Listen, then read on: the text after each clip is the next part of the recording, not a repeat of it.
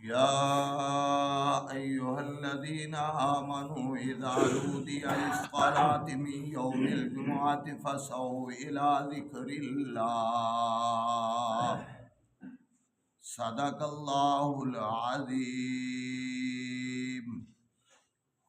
हर तरह की हम्दो सना अल्लाह रब रहमान वास्ते, बेशुमार दरूद व सलाम नबी रहमत जनाब मुहम्मद रसूलुल्लाह सल्लल्लाहु अलैहि वालैहि वसल्लम दी ज़ात ग्रामी हो बाबरकत। साहिबो, साथियों, बुजुर्गों, भाइयों, दोस्तों, बत्ती का ना होना ये भी बड़ी बड़ी अजमैश है। कई भाई रह गए, लेट हो गए, नमाज जमात नाल ना पढ़ सके, पानी ना होने की वजह तो। और इनका होना एक बहुत बड़ी नेमत। नेमत का पता उदों लगता है जदों वो नेमत चली जाए। क्यों जी? एवं जिंदे ते गुरबत नहीं ना आई, जिन्हें गरीबी नहीं वेखी, उन्होंने पैसे की कदर का नहीं पता। जिन्हों बीमारी नहीं आई, उन्होंने तंदुरुस्ती की कदर का नहीं पता। जिंदा जवान पुत्र दुनिया तो नहीं गया, उन्होंने औलाद की कदर का पता। ते जिंदे ते कोई अजमैश नहीं आई, उन्होंने अजमैश तो बगैर इस नेमत का नहीं पता। जिंदियां अखां मठियां नहीं पईयां, उन्होंने अखां की कदर का नहीं जे पता। इस वास्ते कदर का पता चलता है जदों उहदे विच उरूजो जवाल होवे। इस वास्ते ये नेमतां ऐसियां ने रब ने जिहड़ियां सानू अता कर छड़ियां ने, इन्हां दी कदर करनी चाहिए। जिहड़ा कदर करदा है वो कामयाब हो जाता है, जिहड़ा कदर नहीं करता वो परेशान हो जाता है। क्योंकि हुण बजुर्गों कोलों पुछ के वेखो तो उन्हें आखना भी जवान जदों साडे बड़ी गल सी, अखां जिन्नियां चलियां गईयां ने, उहदे कोलों पुछ के वेखो, उन्हें आखना अखां की कदर वाकई आई। जेड़ा शुरू तो नबीना है, उन्होंने उहदी कदर का किवें पता लगेगा जिन्हें एक बारी अखां वेखियां नहीं। इस वास्ते अल्लाह करीम ने ये सारिया नेमतां सानू अता कीतियां ने। इन्हां नेमतां दी रब कदर करन दी तौफीक अता फरमाए। क्योंकि एक वक्त आवना कि जदों रब रहमान ने आखना भी तुसी रुकू ते सजदा करो, लेकिन ये तख्ता बन जाएंगे, गोडे भी ते जिस्म भी, ना रुकू कर सकेगा ना सजदा कर सकेगा, ये तख्ता हो जाएगा। ए हुण अगर ना गोडे काम करन, हुण भी नहीं जे रुकू ते सजदा हुंदा। और ये रब दी बड़ी बड़ी नेमत है।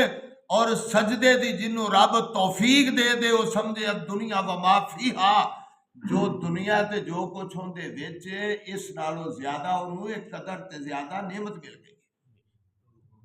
सजदे दी ताकत जिन्हों मिल जाए। क्योंकि सहाबी रसूल महबूब अलैहिस्सलाम दे कोल आया, कहन लगा सोनिया मेरा जी करदा है। और वो सहाबी कौन ने? हजरत रबी रजी अल्लाह तआला अन्हो ने। ते वो करदे की सन?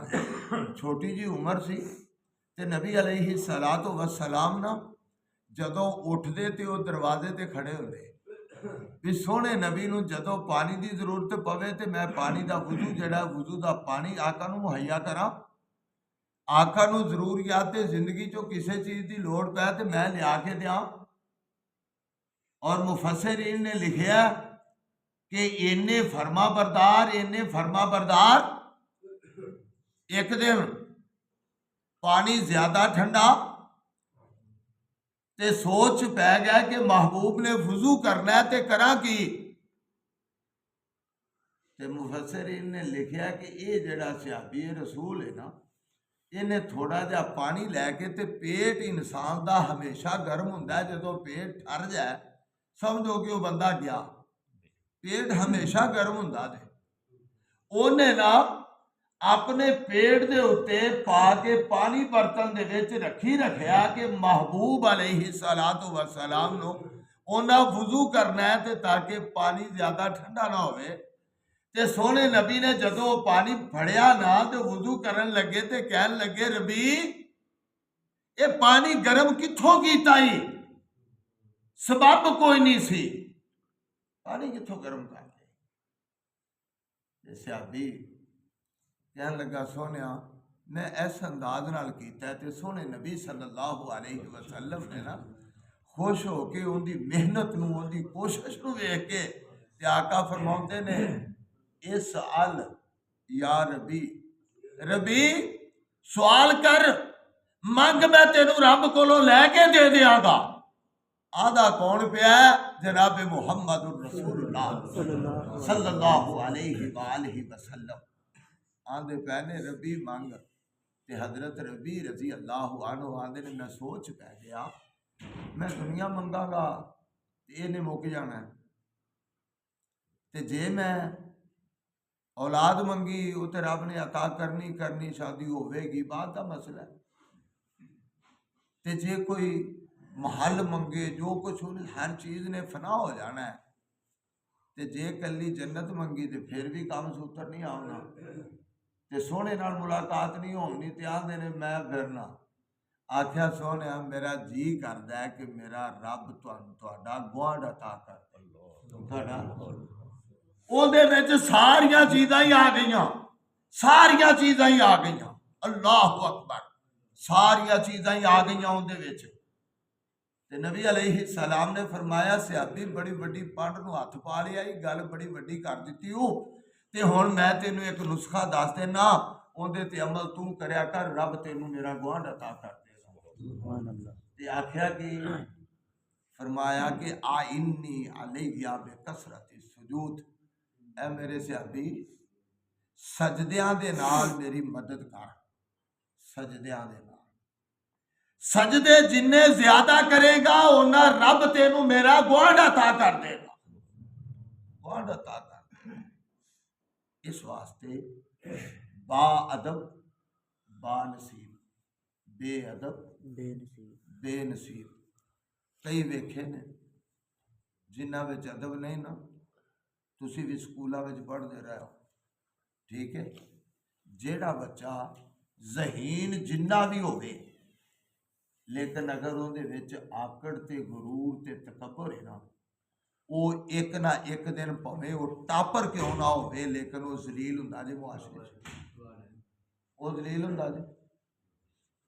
ते जेड़ा मुअद्दब है वो भावें उहदा ज़हन घट भी क्यों नहीं हैगा, अल्लाह उहनूं बड़े मुकाम ते लै जांदा, बड़े मुकाम ते।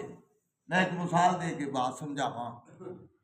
साढ़े हाफिज जुबैर साहब ने कल एक दिन सुनावन लगे, आखन लगे भी असी अहे पढ़ते हाँ मदरसे विच, एक साडा बेली तालिब इलम ते बड़ा जहीन ते बड़ा हुशियार, उन्हें रोज दा पाइया पाइया मंजिल सरावनी ते बड़ा जहीन, ते दूसरा जिहड़ा साडा साथी वो कुंद ज़हन, वो एक एक लफज नूं पूरा पूरा दिन याद करता रहे भी कम सूत्र ना आवे, लेकिन उहदे विच जिहड़ी खूबी सी उन्हें कारी साहब के नाल नाल लगे फिरना। कारी साहब ने जाना लियो उस्ताद जी मैं तुहाडे कपड़े धो दियां, लियो मैं तुहानूं रोटी लिया के दे दियां, मैं तुहानूं सालन गर्म करके दे दियां, तुहानूं मैं तुहाडी खिदमत करा। रात नूं कारी साहब नूं दबावना, उनकी खिदमत करनी, नाल नाल रहना ते सबक जिहड़ा है पढ़ना शुरू करना, उस्ताद ने भी दुआ करनी ते उन्हें भी मेहनत करनी, पर सबक टुरे कोई ना।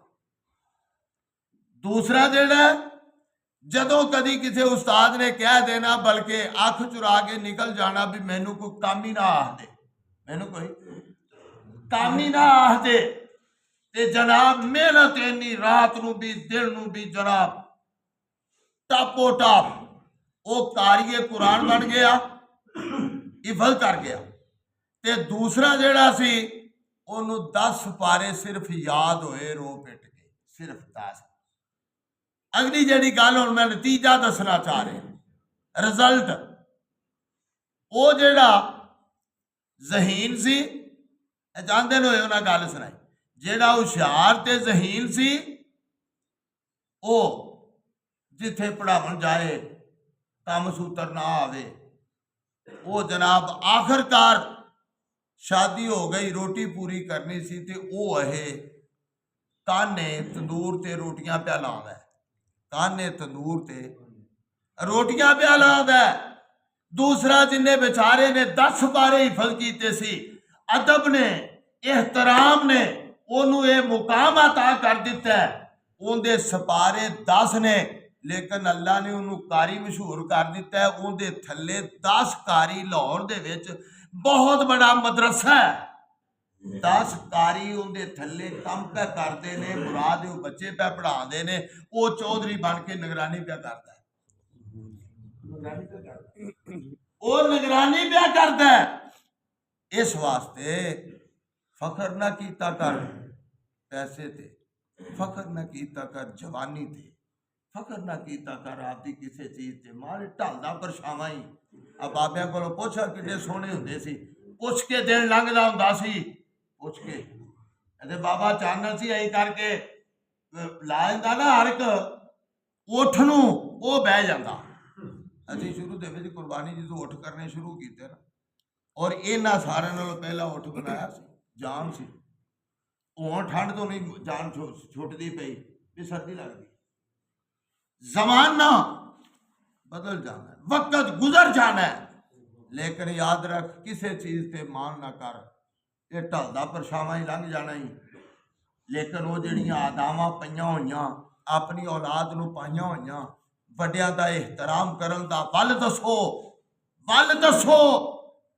और 20 वारी बोलन लगे अगों मूँह सवारन भी मैं हुण गल की करा, वड्डा बंदा इहनूं की गल करा।